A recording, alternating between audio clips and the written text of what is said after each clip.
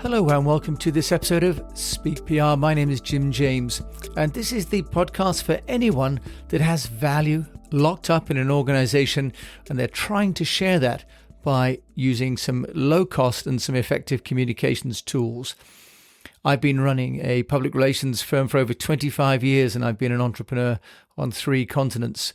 What I share in this podcast I know works, and some of it will be for you and some of it may be for someone else. But I encourage you to listen today about podcasts, because podcasts increasingly are for everyone. And with literally millions of podcasts, many of them are the audio product for established media players, but some of them, of course, have been grown by KOLs.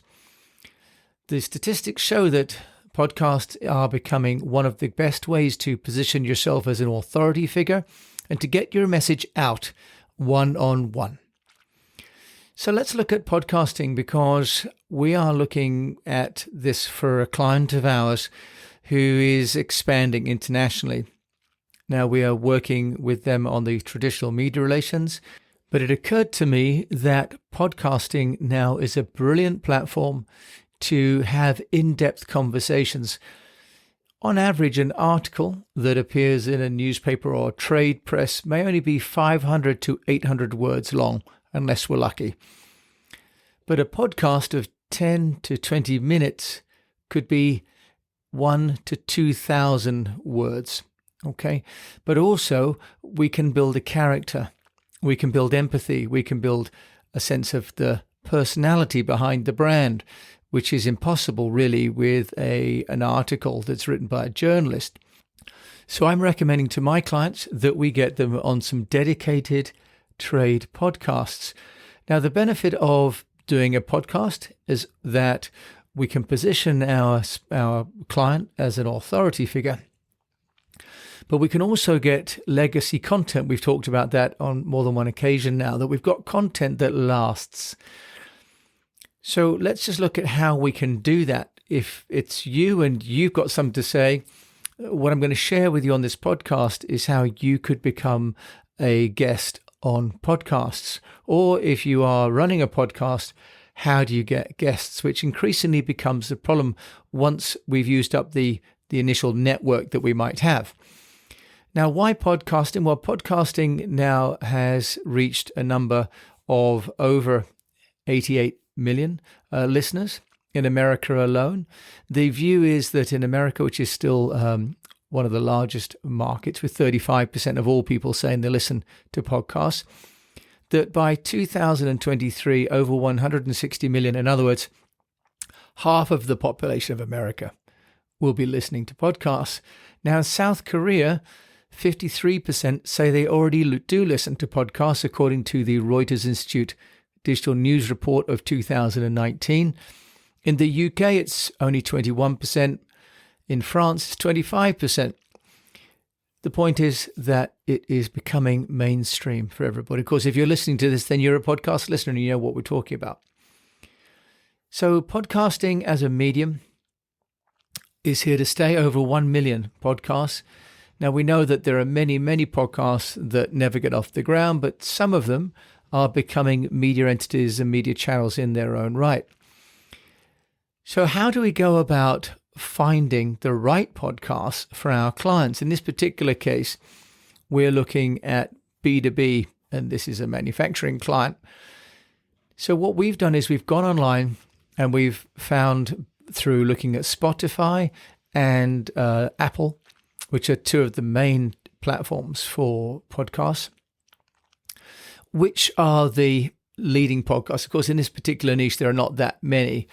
We've then gone and done a search on Google, and there is a website called blog.feedspot.com, and that has also a list of top 10 manufacturing blogs. Quite niche, but of course the beauty with B2B marketing and consumer is that we can find niches to drill down to, and that's why in our Speak PR program we talk about the need to define the avatar, to be quite clear about who we're trying to talk to. Now, if I come back to our particular case, I found on the feedspot.com that there is a a podcast called Making Chips for Manufacturing Leaders out of Chicago, Illinois. Now, they've only got 821 followers, but they've got 1.6 thousand Instagram, and they've got a domain authority of 33. By the way, 0 is a low authority, up to 100. And they've got an Alexa rank of 3.3 million. Now, these numbers, of course, may not sound like a lot, but this is a vertical to do with plastic mold manufacturing. Yet the statistics, the Instagram, the domain authority, the Alexa rank all websites. So you are competing with the Joe Rogan, Tim Ferriss podcasts in terms of domain authority. And those, of course, have got large consumer reach. So what we can look at is shortlisting. And that's what we've done. We've shortlisted the top 10 podcasts. Some are run by companies, like one is run by Deloitte, for example. Another one is sponsored by HP because of obviously the big data elements in manufacturing. And some are run by publications that have then extended their content into the audio. And a few are run by people that have taken up the mantle, individual entrepreneurs, writers, thought leaders, entrepreneurs. So we're getting a mix. Now, how to get our client on these podcasts? Well, we can go about it a couple of different ways. One is, of course, that the podcast reaches out to the guest. The other is that the guest reaches out to the podcast.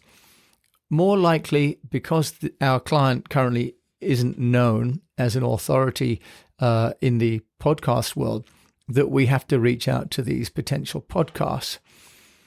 So we can do that, first of all, by looking at the profile of the podcast, and they'll all have a desire for quality and interesting guests.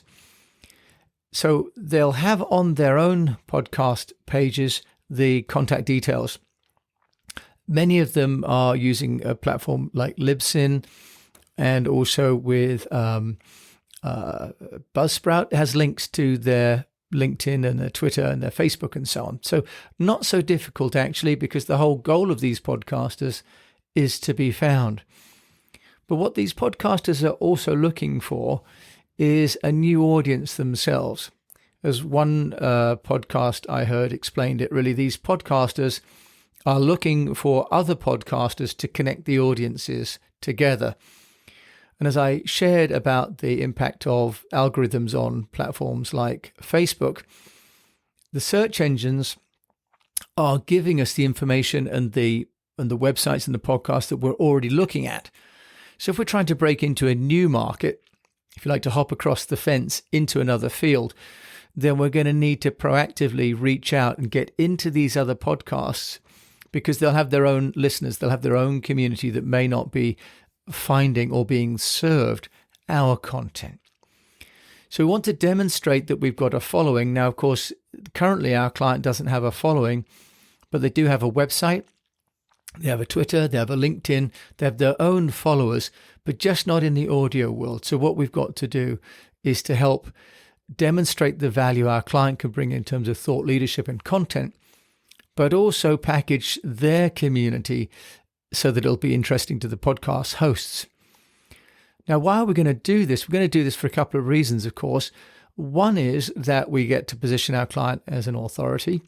The second is that the content from a blog post helps with the search engine optimization of our client's website. This is because the content that comes out, the podcast, will have show notes. What I do for this podcast, and many people do, is we take a transcript and then we make that into an article. And that article can be shared as a newsletter, as a blog post. I now put mine into medium.com as well, for example, which all help to create backlinks. Backlinks from the podcaster to my website, and my website to their website. From my website internally to my website on medium.com, for example.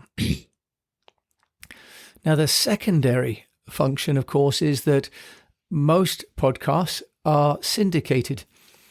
So when I put my content on to Buzzsprout, it goes on to the Google podcasts, the Heart iHeartRadio, goes on to the Apple, it goes on to Stitcher, and so on, Overcast. So my one podcast gets syndicated across all these different directories, and with those different directories come the links. So what we can do then is, by having our client speak and have their contact details and links to their website and to their personalities in LinkedIn, we can build links for them across the internet. The context as well is important, because by appearing on the podcast, we are creating a place for our spokesperson within the overall world of the internet search engines. So the search engines, which of course now are powered by AI, start to connect these things together. And what they do, of course, is they identify that my client is being read about on LinkedIn, but also being spoken about on podcasts. So as we know, the key point about content online is that actually it's all connected. It doesn't exist in the silos. And being in a podcast or an article is actually just like being featured, for example, on a YouTube video, helps to create another cache of content that is good for whether it's Google or Ecosia or Bang Bang Duck or any of these search engines. Same with Baidu. So the original and the secondary links and creating a context are really good. Now, how to get on these podcasts? Now, you can get on them by doing the kind of work that we're doing, which is reaching out specifically to the podcasters. And that takes some, if you like, primary research. But there are also some tools that one can use, or some platforms, directories really, that have been created. One is called Podit, that's PODDIT.net. And for free, you can be listed as a guest. You can also pay to upgrade for just $29 a month. You can put more details about yourself and your show, for example, and your bio and your photographs onto their directory. There's another very comprehensive podcast, guests.com. For $10 a month, you can be listed, and they will then start to match you with other podcasts that will be within your category. So you categorize yourself in, for example, manufacturing or in plastics or in finance or whatever niche that you're in and whatever you can speak to. So podcastguests.com is another great platform. There's another one called expertbookers.com. And expertbookers.com charges a $4.99 per month to get you as a interviewee on a podcast. It's a fair amount of money, although actually if you can get onto a good podcast, and some of them, for example, like the Business of Story, Park Hal, who we know well, he has some 50,000 downloads per show. Entrepreneurs on Fire with John Lee Dumas has over 1 million downloads per show. So if you got onto one of their shows at what equivalent of sort of $250 or £180, if it's the right audience, that could be a fantastic ROI. And you get sort of 20 minutes, and then of course you get your article that you can take away from that, and you get the audio that you can cut and make into little segments.